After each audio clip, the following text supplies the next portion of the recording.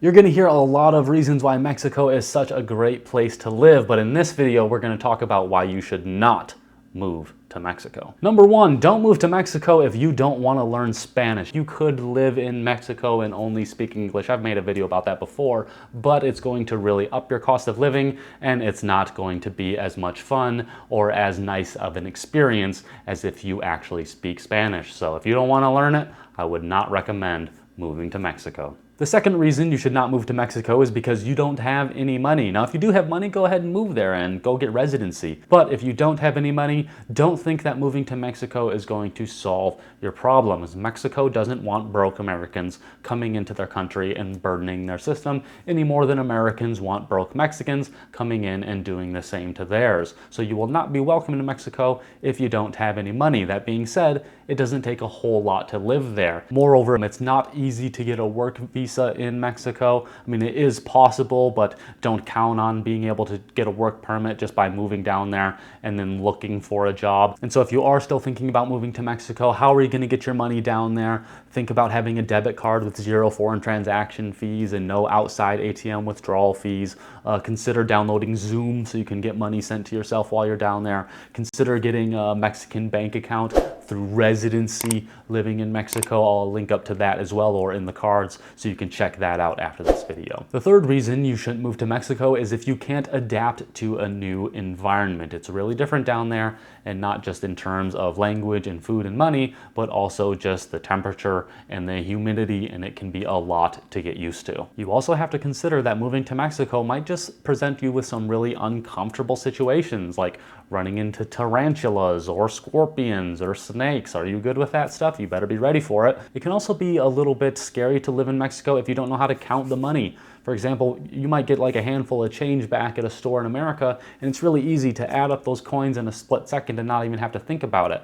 But all of a sudden, if you throw a new currency in your hand, you literally have to sit there and count out penny by penny, nickel by nickel, or whatever their equivalent currency is, and try to figure out what you get. That alone can be a little bit disconcerting just because of the amount of time it takes you. You're sitting in line, people are looking at you count pennies. There's also other things, like you could end up getting pressured into signing a legal document that you don't necessarily understand. Say, for example, you go to rent a place and the guy writes up, a handwritten note like in Spanish, like, this is your rental agreement, Are you prepared to sign something like that? I've done that before, it's worked out okay.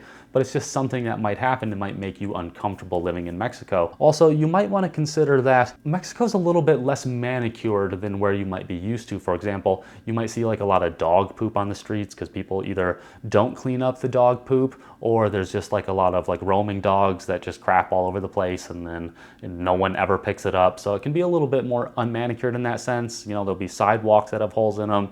There'll be low-hanging power lines, just random stuff like that. If you see a giant pile of trash sitting on the side of the road, it's not too uncommon in a place like Mexico. There are some places that are super pristine, but Mexico's a huge country, and a lot of it just doesn't have the kind of infrastructure and the kind of meticulous care that we have in the United States. There is the chance that you could go to the grocery store, for example, and you might not be able to find the fruits that you need, but also consider that if you're gonna go to like the butcher and you're gonna order some meat, you might not know how to order it in Spanish, and if you can't, you might not have a very easy time actually getting what you want because the butcher doesn't speak your language. So consider things like that when it comes to getting the food you want in Mexico. The fourth reason you might not want to move to Mexico is if you're the kind of American who really likes drinking good beer or smoking really sticky weed, because in either instance, you're gonna have some difficulty finding them in Mexico. Now, it doesn't mean you can't find them. They're both kind of legal in a sense. Alcohol's definitely illegal. Weed's kind of in a gray area. It's been kind of like constitutionally legalized, but hasn't been formally legalized yet. The states are kind of handling it differently. You know how things like this go. But if you actually go to like a brewery down there, you're gonna find that, yeah, maybe they have some pretty good beers, but there's one big problem, is that the water in Mexico isn't necessarily as filtered and as delicious as the water is in the United States. So even at the breweries, you might find that they have a little bit of, an off-watery taste to them or something that just doesn't really live up to the standard of what you'll find if you're a real beer connoisseur who's traveled to a lot of the best breweries throughout the United States. Even the best breweries in Mexico just aren't going to meet your expectations. However, that being said, I still enjoy going to them and talking to the people who own them and drinking their beers. A lot of them are even very forthright about it. They'll say like, hey, listen, you know, the water's not great down here, but just be aware of that. As for the cannabis, it was in June of 2021, the Mexican Supreme Court made an 8-3 ruling that struck down any laws that criminalized the consumption of recreational cannabis.